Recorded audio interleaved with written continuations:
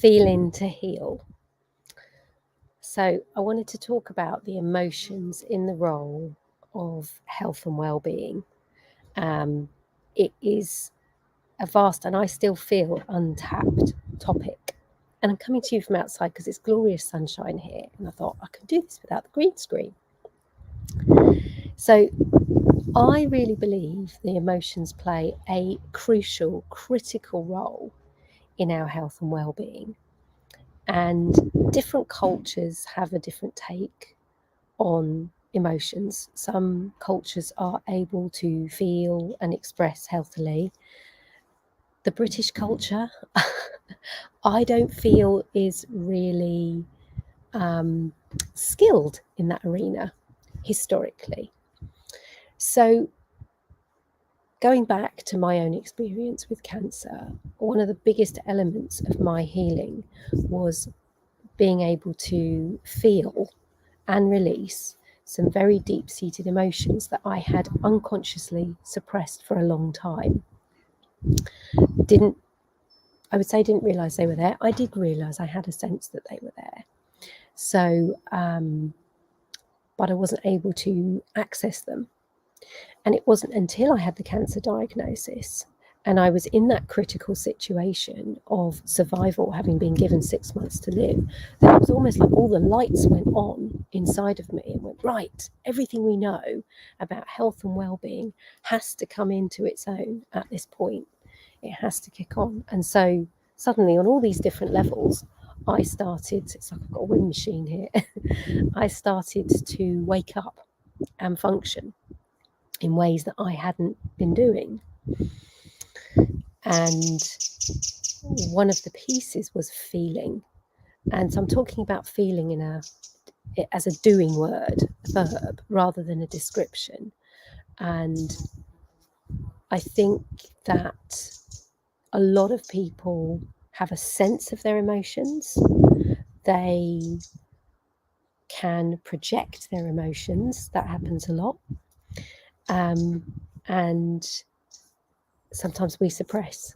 We suppress because we want to continue functioning in life. Oh no, I've got to get to that next thing. I've got to take the kids here. I've got to get to work. I've got to be there for that person. Haven't got time for that emotion right now. And then at other times, the emotion comes up and out into the world. And before we know it, we have thrown it. So I personally feel that we vacillate between suppression and throwing, extension, projection, missing the crucial middle part here, which is feeling, because that's the bit no one wants to do. You know, who wants to sit there feeling a bit crap, feeling low, feeling the weight of whatever is going on in them? It's not a fun place to be. But I really feel it is a critical place to be if you want to thoroughly heal your system and remove dis-ease and go back into a state of ease and balance. And how it played out for me, it wasn't the first thing that came to the surface. The first thing that came to the surface was movement, which I talked about in another video, and particularly running. And then from there, I went back into lyrical movement and dance through the NEA system. But at some point in those first few months, with the sort of the beginnings of my practice already in place, so I was running, I was shifting my nutrition, my diet, I was journaling, and when I could, I was sitting, and out of that, my emotions started to come to the surface. And that first year, I cried every single day when I came back from the UK. I didn't waste my energy trying to figure out what, because that's what the brain will try and do. I just realized my body was being like a sponge and needed to wring out. And all of those tears were the water of the sponge coming out, the detoxification coming out of the body. And this has continued to be true for me over the last 20 years, is that when everything builds up in my system, if I don't find a way of releasing, and it's not movement isn't always going to cut it. Sometimes it's going back to that pure crying. There's a level of release that happens, and I don't know the science here, but there are books written, people who've studied how the emotions affect our health and well-being. But I know when I've allowed them to come out, and I have just cried, and I have created the space to do that, the relief and release in my system is incredible. And usually the things that I've been trying to manifest in the outer world suddenly happen because there isn't that resistance. I'm not trying to force and push. I am allowing natural flow to happen. So they are a crucial part.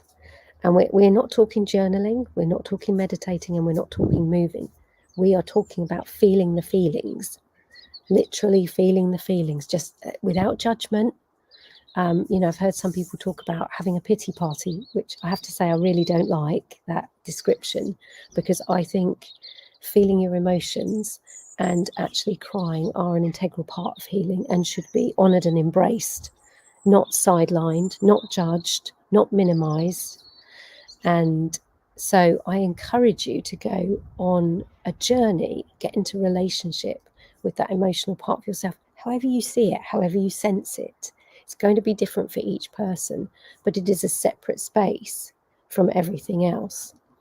And still, to this day, if I don't take care of my emotions, they will come out. They will come out somewhere, either at me, in me, and manifest as a health issue, or out and at someone else, which is not pretty. So first we have to learn to feel, then we learn to express. But we can't express if we're not feeling, because that's just like throwing. So that's a little bit more of my journey and feeling to heal. Have a really good morning, afternoon, evening, wherever you're tuning in from in the world. And if you wish to work on your emotions in a safe space, message me.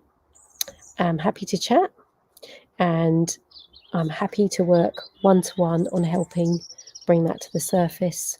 Crying is something that often happens in my one-to-one sessions as people start to release things that they've held. The brain is desperately trying to figure out what it is. That's irrelevant. We just need to bring it to the surface and release it from the system. Okay, bye for now.